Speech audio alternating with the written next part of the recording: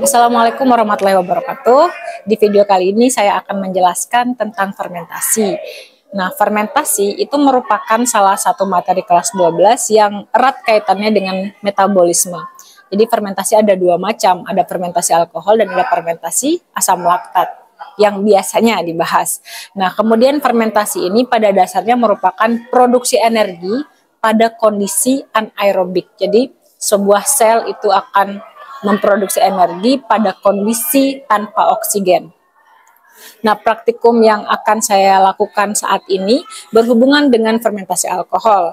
Jadi, alat bahan yang digunakan adalah pertama ada gula, ini sebagai sumber energi untuk mikroba yang ada pada ragi.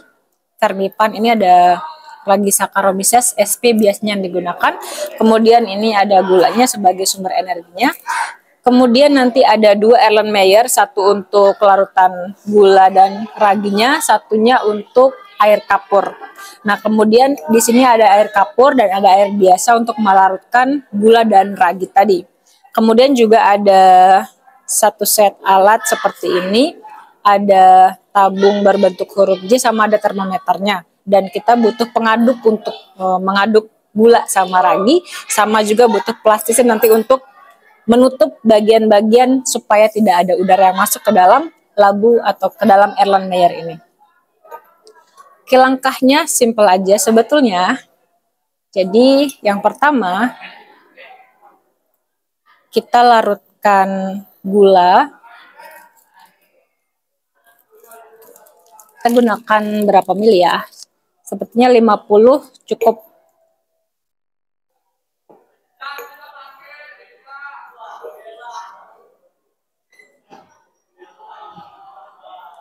Kelebihan.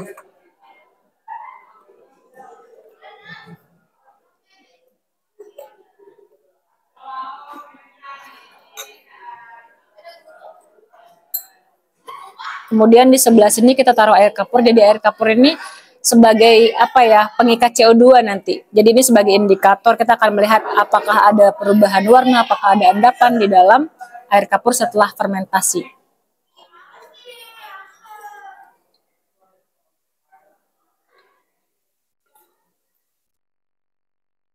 Oke, satu lagi yang saya belum sebutkan tadi, ada kita butuh penoptalin. Oke, jadi ini adalah air untuk melarutkan gula sama ragi dan ini adalah air kapur. Jadi air kapur ini fungsinya adalah sebagai penangkap CO2 nanti.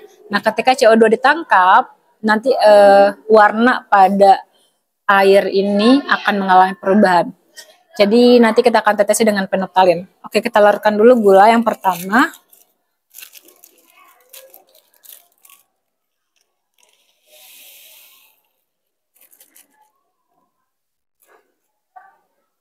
Aduk.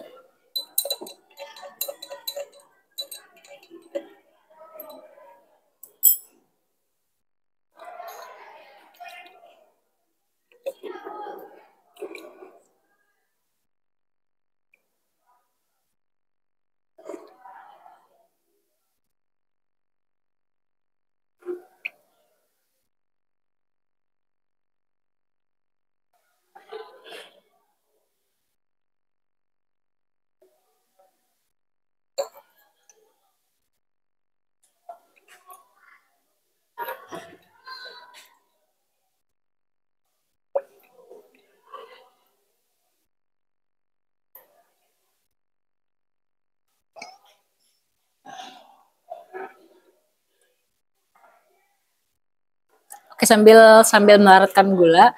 Nah, jadi hasil dari fermentasi ini adalah alkohol, kemudian ada karbon dioksida, dan satu lagi itu ada ATP atau adenosin trifosfat yang merupakan energi.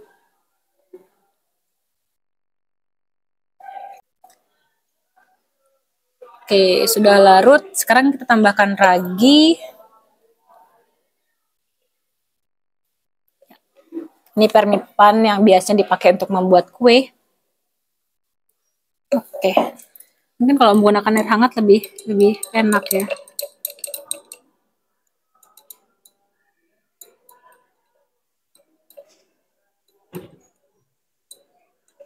Oke.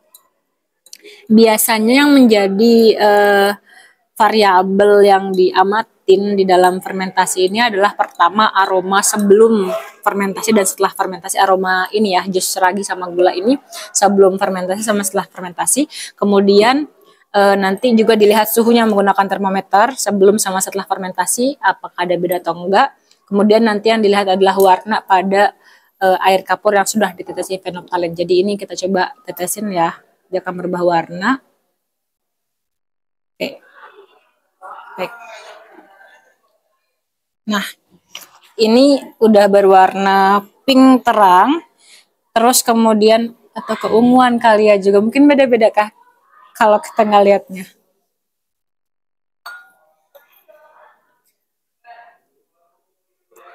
Oke, jadi air yang sudah berwarna ungu atau merah muda terang ini, coba kalian menurut kan warna apa sih ini? Tapi biasanya kalau di KPD itu sebutnya merah muda, tapi ini terang banget ya.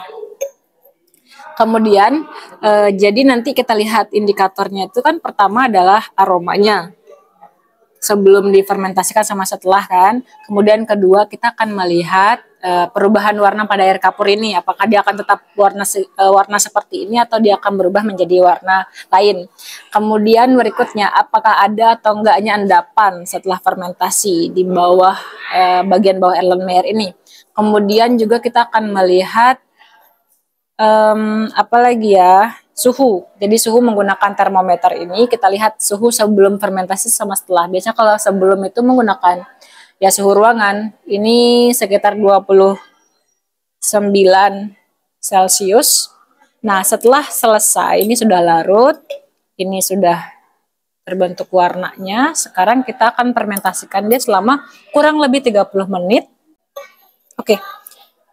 Kita akan mengukur suhu tentunya di sini karena fermentasinya terjadi di bagian jus ragi dan gula ini, maka termometernya kita taruh di sini untuk melihat aktivitas dari enzim yang dihasilkan oleh Saccharomyces sp, yang dimana kalau biasanya berhubungan sama respirasi pasti akan ada energi panas yang dilepaskan oleh makhluk hidup yang melakukan aktivitas metabolisme.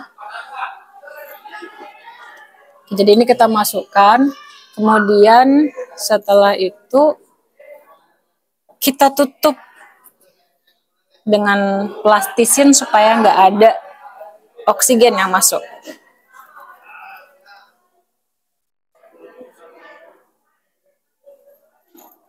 Oke.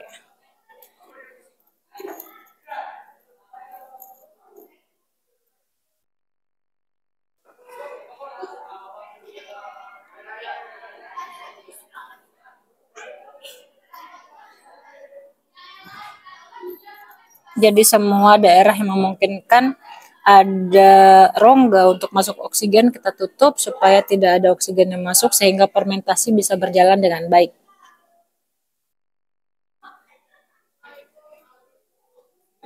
Oke. Turunin dikit supaya kelihatan suhunya ya.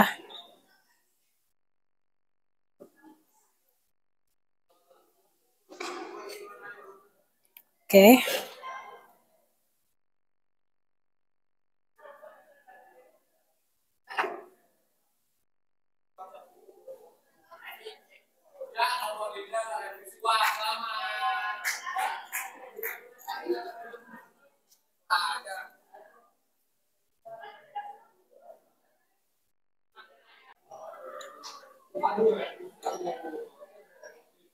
Oke, kita tunggu selama kurang lebih 30 menit.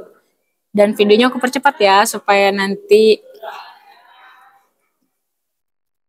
tidak ngabisin memori.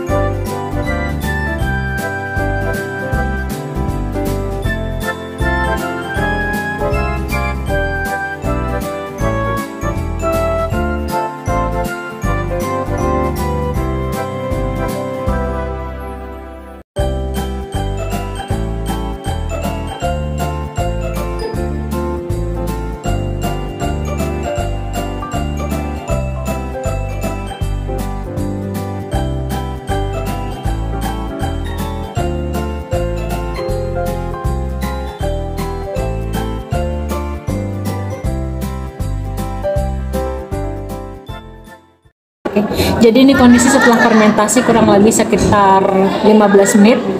Tadi ada kesalahan teknis sedikit. Pertama, saya menggunakan air biasa, nggak panas, nggak dingin, ya air biasa aja, dan itu tidak merubah warna dari kenoptalen karena mungkin lamban produksi CO2-nya di sini.